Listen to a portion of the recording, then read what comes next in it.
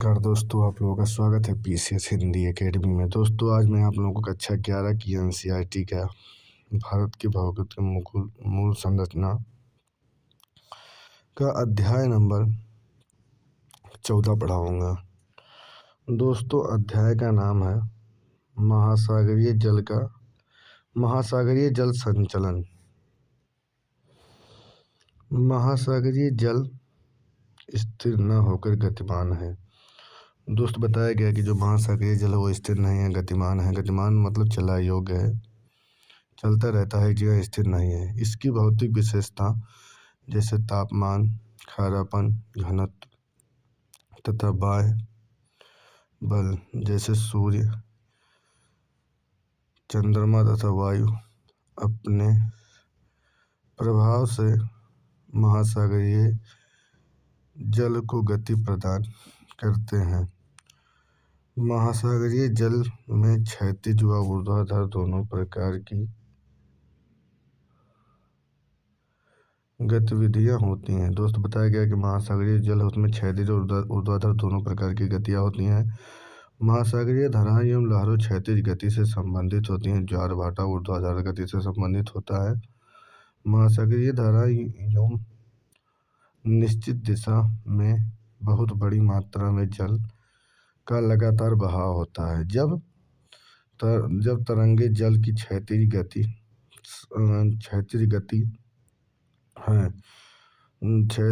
है, धाराओं में जल का एक स्थान से दूसरे स्थान पर पहुंचता है, जबकि तरंगों में जल की गति नहीं रहता है, लेकिन तरंगे के आगे बढ़ने का क्रम जारी रहता है। ऊर्ध्वाधर गति महासागरों एवं समुद्रों में जल के ऊपर उठने तथा नीचे गिरने से संबंधित है। सूर्य एवं चंद्रमा के आकर्षण के कारण महासागरीय जल एक दिन में 2 बार ऊपर उठते एवं नीचे गिरते हैं।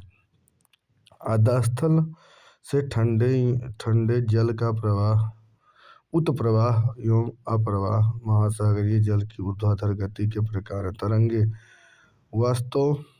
वास्तव में ऊर्जा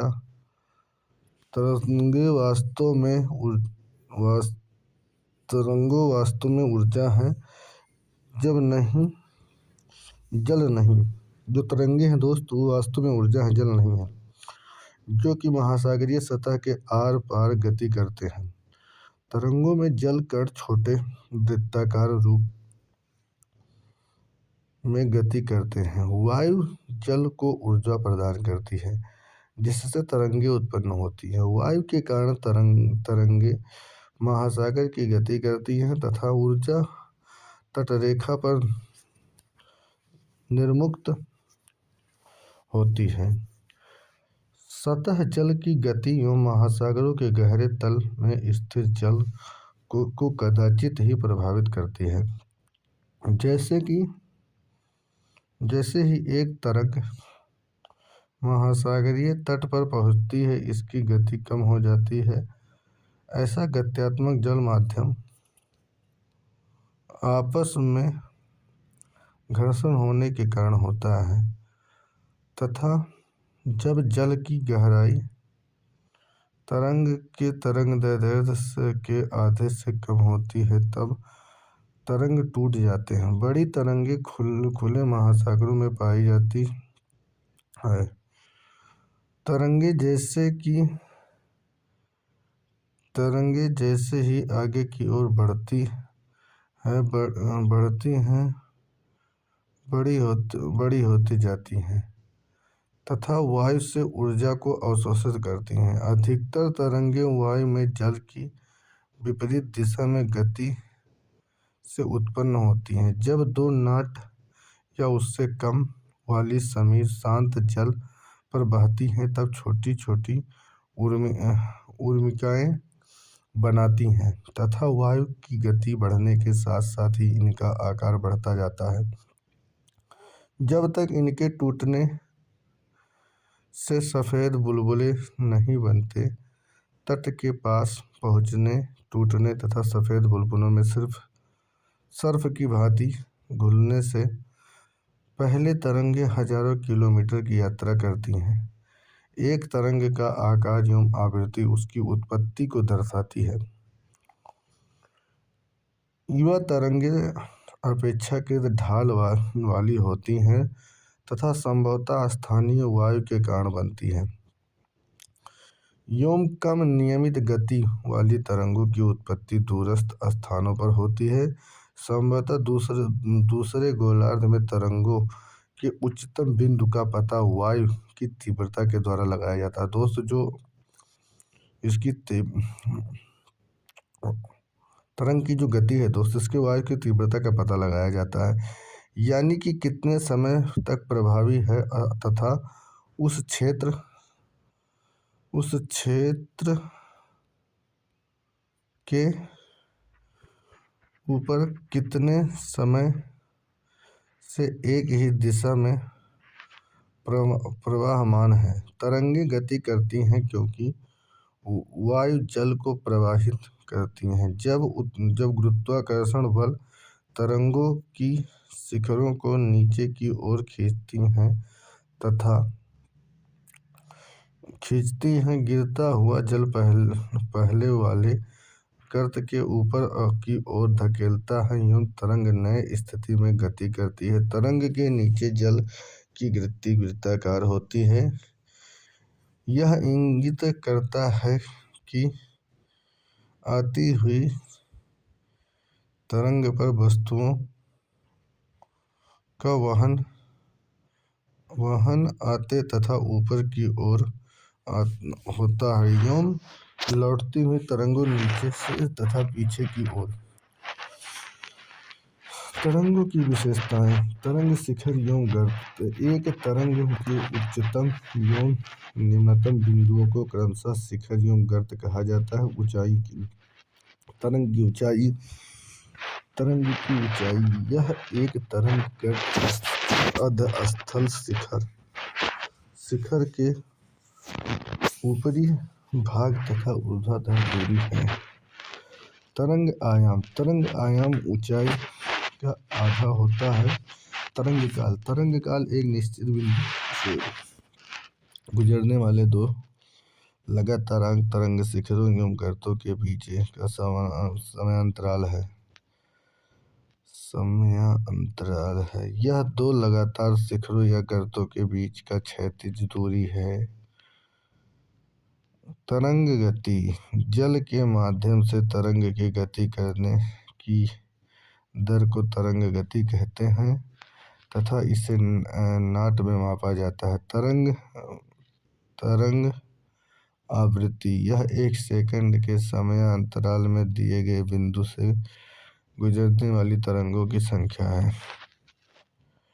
ज्वारभाटा। चंद्रमा एवं सूर्य के आकर्षण के कारण दिन में एक बार या दो बार समुद्री तल के नियतकालिक उठने या गिरने को ज्वारभाटा कहा जाता है। जलवायु संबंधित प्रभावों।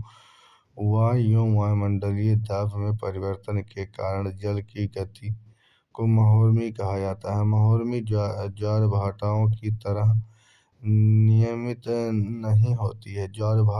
ज्वारभाटाओं का स्थानिक एवं कालिक रूप से अध्ययन बहुत ही जटिल है क्योंकि इसे आवृत्ति, परिमाण तथा ऊंचाई में बहुत अधिक भिन्नता होती है। चंद्रमा के गुरुत्वाकर्षण के कारण कुछ हद तक सूर्य गुरुत्वाकर्षण एवं ज्वारभाटाओं की उत्पत्ति होती है। दूसरा कारक है अपकेंद्रीय बल, जो कि गुरुत्वाकर्षण को संतुलित करता है। गुरुत्वाकर्षण बल तथा अपकेंद्रीय बल दोनों मिलकर पृथ्वी पर दो महत्वपूर्ण ज्वारभाटाओं को उत्पन्न करने के लिए उत्तरदायी हैं। चंद्रमा की तरफ वाले पृथ्वी के भाग पर एक ज्वारभाटा उत्पन्न होता है, जब विपरीत भाग पर चंद्रमा का गुरुत्वाकर्षण अपकर्षण बल उसकी दूरी के कारण कम होती है, तब अपकेंद्रीय बल दूसरी तरफ ज्वार उत्पन्न करती है। ज्वार उत्पन्न करने वाले बल इन दो बलों के बीच अंतर है, यानी चंद्रमा का गुरुत्वीय आकर्षण तथा अपकेंद्र बल पृथ्वी के धरातल पर चंद्रमा के निकट वाले भाग को अपकेंद्रीकरण बल की अपेक्षा गुरुत्वाकर्षण बल अधिक होती है। इसीलिए यह बल चंद्रमा की ओर ज्वारीय उभार का कारण है। चंद्रमा का गुरुत्वाकर्षण पृथ्वी की दूसरी तरफ कम होती है, क्योंकि यह भाग चंद्रमा के अधिकतम दूरी पर है तथा यहाँ अपकेंद्रीय बल प्रभावशाली होती है। अतः चंद्रमा से दूरी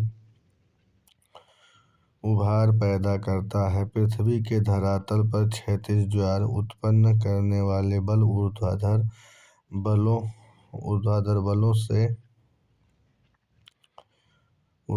बलों से अधिक महत्वपूर्ण है। इनसे ज्वारीय ऊर्जा पैदा होती है। जहाँ महाद्वीपीय मंगलतट अपेक्षाकृत विस्तृत है, वहाँ ज्वारीय उभार अधिक ऊंचाई वाले होते हैं। जब ये ज्वारीय उभार मध्य महासागरीय द्वीपों से टकराते हैं तो इनकी ऊंचाई में अंतर आता है। तटों के पास ज्वारनद व खाड़ियों की आकृति भी ज्वार भाटाओं की तीव्रता को प्रभावित करते हैं। सांख्यकार खाड़ी ज्वार के परिणाम को आश्चर्यजनक तरीके से बदल देता है। जब ज्वारभाटा द्वीपों के बीच से या खाड़ियों में ज्वारनद मुख से गुजरता है तो उन्हें ज्वारीय धारा कहते हैं। ज्वारभाटा के प्रकार: ज्वार की आवृत्ति, दिशा एवं गति में स्थानिक एवं समस्थानिक भिन्नता पाई जाती है। ज्वारभाटा को उनकी बारंबारता, एक दिन में या 24 घंटे में, उनकी ऊंचाई के आधार पर विभिन्न प्रकारों को वर्गीकृत किया जा सकता है। आवृत्ति एवं आधारित ज्वारभाटा। अर्ध-दैनिक ज्वार: यह सबसे सामान्य ज्वारीय प्रक्रिया है, जिसके अंतर्गत प्रत्येक दिन में 2 उच्च एवं 2 निम्न ज्वार आते हैं। 2 लगातार उच्च एवं निम्न ज्वार लगभग समान ऊंचाई की होती हैं। अब आइए दैनिक ज्वार। इनमें प्रतिदिन केवल 1 उच्च एवं 1 निम्न ज्वार होते हैं। उच्च एवं निम्न ज्वारों की ऊंचाई समान होती है। मिश्रित ज्वार: ऐसे ज्वार भाटा जिनकी ऊंचाई में भिन्नता होती है, जो मिश्रित ज्वार भाटा कहा जाता है। ये ज्वार भाटा सामान्यतः उत्तरी अमेरिका के पश्चिमी तट एवं प्रशांत महासागर के बहुत से द्वीप समूहों पर उत्पन्न होते हैं। सूर्य, चंद्रमा एवं पृथ्वी की स्थिति पर आधारित ज्वार भाटा। उच्च ज्वार की ऊंचाई में भिन्नता पृथ्वी की सापेक्ष सूर्य एवं चंद्रमा के स्थिति पर निर्भर करती है। बृहद ज्वार एवं निम्न ज्वार में इसी वर्ग के अंतर्गत आते हैं।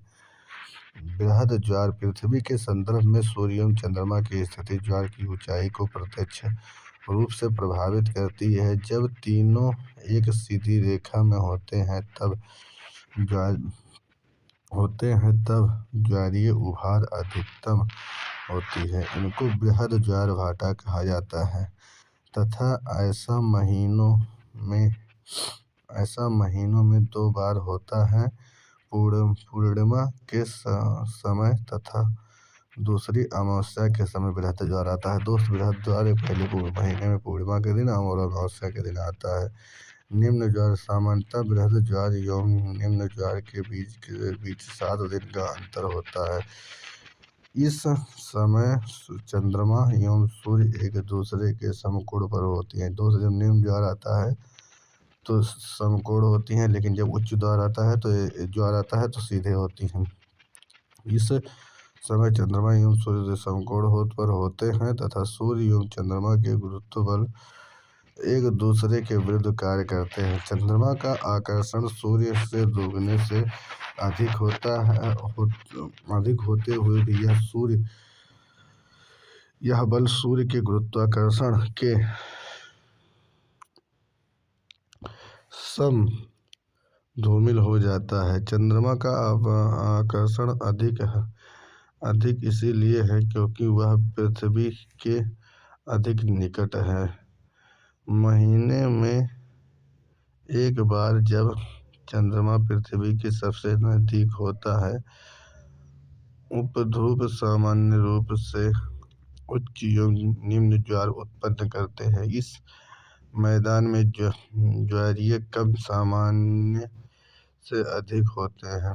2 सप्ताह के बाद जब चंद्रमा पृथ्वी के अधिकतम दूरी पर होती है, तब चंद्रमा का गुरुत्वाकर्षण बल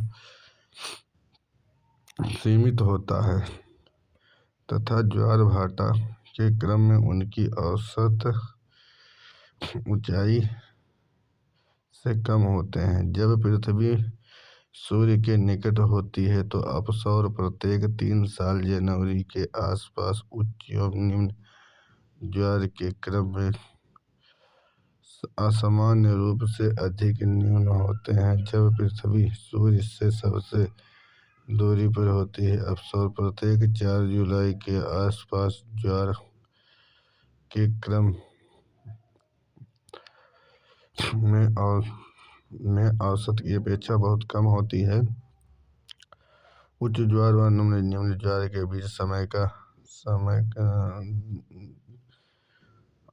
निम्न ज्वार के बीच का समय जब जल स्तर गिरता है, ज्वार भाटा कहलाता है। उच्च ज्वार एवं निम्न ज्वार के बीच का समय जब ज्वार ऊपर उठता है तो उसे बहाव या बाढ़ कहा जाता है। ज्वार भाटा का महत्व पृथ्वी, सूर्य, चंद्रमा व सूर्य की स्थिति ऊर्जा की उत्पत्ति के कारण है। इनकी स्थिति के सही ज्ञान को ज्वारों का पूर्वानुमान लगाया जा सकता है। यह नौ संचालकों, मछुआरों एवं उनके कार्य संबंधी योजनाओं में मदद करते हैं। नौ संचालन में ज्वारीय प्रवाह का अत्यधिक महत्व है। ज्वार की ऊंचाई बहुत अधिक महत्वपूर्ण है, खासकर नदियों के किनारे वाले पोताश्रय एवं ज्वार नद मुख के भीतर, जहाँ प्रवेश द्वार पर छिछली रोधिका होती हैं जो कि नौकाओं एवं जहाजों को पोताश्रय में प्रवेश करने से रोकती हैं। ज्वार भाटा तलछटों एवं डिसिटेशन के भीतर मदद करती हैं। ज्वार नदमुख को प्रदूषित जल को बाहर निकालने में भी ज्वारों का इस्तेमाल विद्युत शक्ति कनाडा, फ्रांस, रूस एवं चीन में उत्पन्न करने से भी किया जाता है। 1 मेगावाट शक्ति विद्युत संयंत्र पश्चिम बंगाल के सुंदरवन एवं दुर्गाद्वानी में लगाया जा रहा है। महासागरीय धाराएं महासागरों में नदी प्रवाह के समान है। ये निश्चित मार्ग व दिशा में जल के नियमित प्रवाह को दर्शाते हैं। महासागरीय धाराएं 2 प्रकार के बलों के द्वारा प्रवाहित होती हैं। ये वे प्राथमिक बल हैं जो जल की गति को प्रारंभ करता है तथा द्वितीय बल जो धाराओं के प्रवाह को नियंत्रित करता है। प्राथमिक बल जो धाराओं को प्रभावित करते हैं वे सौर ऊर्जा से जल का गर्म होना, दूसरा वायु, तीसरा गुरुत्वाकर्षण तथा कोरियालिस बल और सौर ऊर्जा गर्म होकर जल फैलाता है। यही कारण है कि विषुवत वृत्त के पास महासागरीय जल का स्तर मध्य अक्षांशों की अपेक्षा 8 सेंटीमीटर अधिक ऊंचा होती है। इसके कारण बहुत कम प्रवणता उत्पन्न होती है तथा जल का बहाव ढाल से नीचे की तरफ होता है। महासागर के सतह पर बहने वाली वायु जल को गतिमान करती है।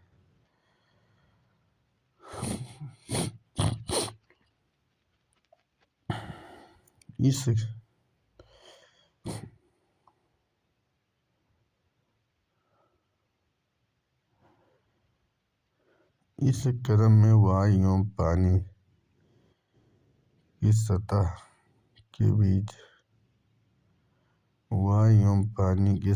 के बीच होने वाले घर्षण बल जल की गति को प्रभावित करती हैं। गुरुत्वाकर्षण के कारण जल नीचे बैठता है और यह एकत्रित जल की दाब प्रवणता में भिन्नता लाता है। कोरियालिस बल के कारण उत्तरी गोलार्ध में जल की गति की दिशा की दाहिने तरफ तथा दक्षिणी गोलार्ध में बाईं तरफ प्रवाहित होता है तथा उनके चारों ओर बहाव को वलय कहा जाता है। इसके कारण सभी महासागरीय बेसिनों में वृहद वृत्ताकार धाराएं उत्पन्न होती हैं। पानी के घनत्व में अंतर महासागरीय धाराओं की ऊर्ध्वाधर गति को प्रभावित करती है। अधिक खारा जल निम्न खारे जल की अपेक्षा ज्यादा सघन होती है तथा इसी प्रकार ठंडा जल गर्म जल की अपेक्षा अधिक सघन होती है। सघन जल नीचे उठते हैं जबकि हल्के जल की प्रवृत्ति ऊपर उठने की होती है। ठंडे जल वाली महासागरीय धाराएं तब उत्पन्न होती हैं जब ध्रुवों के पास वाले जल नीचे बैठते हैं एवं धीरे धीरे विषुवत वृत्त की ओर गति करते हैं। गर्म जल धाराएं विषुवत वृत्त से सतह के साथ महासागरीय धाराओं की विशेषता है। धाराओं की पहचान उनके प्रवाह से होती है। सामान्यतः धाराएं सतह के निकट सर्वाधिक शक्तिशाली होती हैं। यहाँ उनकी गति 5 नॉट से अधिक होती है। गहराई में धाराओं की गति धीमी होती है जो 0.5 नॉट से भी कम होती है।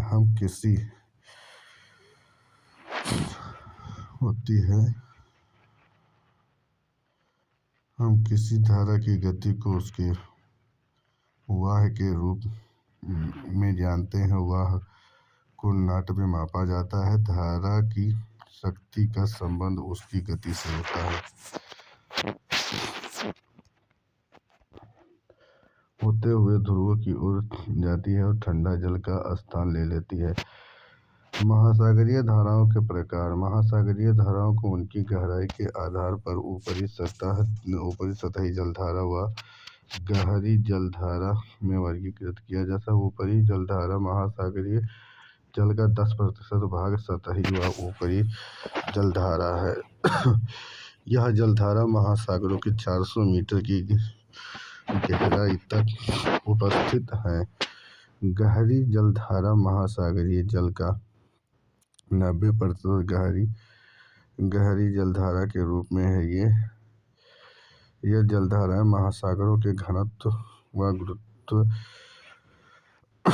की भिन्नता के कारण बहती हैं। उच्च अक्षांशीय क्षेत्रों में जहाँ तापमान कम होने के कारण घनत्व अधिक होता है वह गहरी धाराएं बहती हैं। क्योंकि यहाँ अधिक घनत्व के कारण पानी के नीचे की तरफ बैठता है। महासागरीय धाराओं को तापमान के आधार पर गर्म व ठंडी धाराओं में वर्गीकृत किया जाता है। ठंडी जल धाराएं जल का गर्म जल क्षेत्रों में लाती हैं। ये महाद्वीपों के पश्चिमी तट पर बहती हैं। ऐसा दोनों गोलार्धों में निम्न एवं अक्षांशीय क्षेत्रों में होता है। उत्तरी गोलार्ध में उच्च अक्षांशीय क्षेत्रों में जलधाराएं महाद्वीपों एवं पूर्वी तट पर बहती है। गर्म जलधाराएं को ठंडी जल क्षेत्रों में पहुंचती है और प्रायः महाद्वीपों के पूर्वी तटों पर बहती है। निम्न व मध्य अक्षांशीय क्षेत्रों में उत्तरी गोलार्ध में ये धाराएं उच्च अक्षांशीय क्षेत्रों से महाद्वीपों के पश्चिमी तट पर बहती है। प्रमुख महासागरीय धाराएं प्रचलित प्रवाहों को कोरवालिस बल प्रभाव से अत्यधिक प्रभावित होती है। महासागरीय जलधाराओं का प्रवाह वायुमंडलीय प्रवाह से मिलता जुलता है। मध्य अक्षांशीय धाराओं में महासागरों पर वायु प्रतिचक्रवात के रूप में बहती है। दक्षिणी गोलार्ध में यह प्रवाह उत्तरी गोलार्ध की अपेक्षा अधिक स्पष्ट है। महासागरीय धाराएं भी लगभग इसी के अनुरूप प्रवाहित होती हैं। उच्च अक्षांशीय क्षेत्रों में वायु प्रवाह मुख्यतः चक्रवात के रूप में होता है। महासागरीय धाराएं भी इस का अनुकरण करती हैं। मानसून प्रधान क्षेत्रों में मानसून पवनों का प्रवाह जलधाराओं के प्रवाह को प्रभावित करती हैं। निम्न अक्षांशों से बहने वाली गर्म जलधाराएं कोरियालिस प्रभाव के कारण उत्तरी गोलार्ध में अपने बाईं तरफ और दक्षिणी गोलार्ध में दाईं तरफ मुड़ती हैं। महासागरीय धाराएं भी वायुमंडलीय प्रवाह की गति गर्म अक्षांशों से ऊर्जा की स्थानांतरित करती है। आर्कटिक एवं अंटार्कटिक क्षेत्रों में ठंडी जल धाराएं उष्णकटिबंधीय एवं विषुवत क्षेत्रों की तरफ प्रवाहित होती हैं, जबकि यहाँ की गर्म धाराएं ध्रुवों की तरफ जाती हैं। विभिन्न महासागरों की प्रमुख धाराओं को मानचित्र 14.3 में दर्शाया गया है। आप लोग जानिए महासागरीय धाराओं का प्रभाव। महासागरीय धाराएं मानवीय क्रियाओं को प्रत्यक्ष व अप्रत्यक्ष रूप से प्रभावित करती हैं। उष्ण एवं उपोष्णकटिबंधीय क्षेत्रों में महाद्वीपों के पश्चिमी तटों पर ठंडी धाराएं बहती हैं। विषुवतीय क्षेत्रों को छोड़कर उनके औसत तापमान की अपेक्षाकृत कम होती है। साथ में दैनिक वार्षिक तापमान भी कम होती है। यह कोहरा छा जाता है। यद्यपि ये क्षेत्र प्रायः शुष्क है। वह मध्य उच्च अक्षांशों में महाद्वीपों के पश्चिमी तटों पर गर्म धाराएं बहती हैं, जिसके कारण वहाँ एक अलग जलवायु पाई जाती है। इन क्षेत्रों में ग्रीष्म ऋतु की अपेक्षा कम गर्म और शीत ऋतु की अपेक्षा मृदुल होती हैं। यहाँ वार्षिक तापांतर भी कम होता है। उष्ण एवं उपोष्णकटिबंधीय क्षेत्रों में गर्म धाराएं महाद्वीपों के पूर्वी तटों के समानांतर बहती हैं।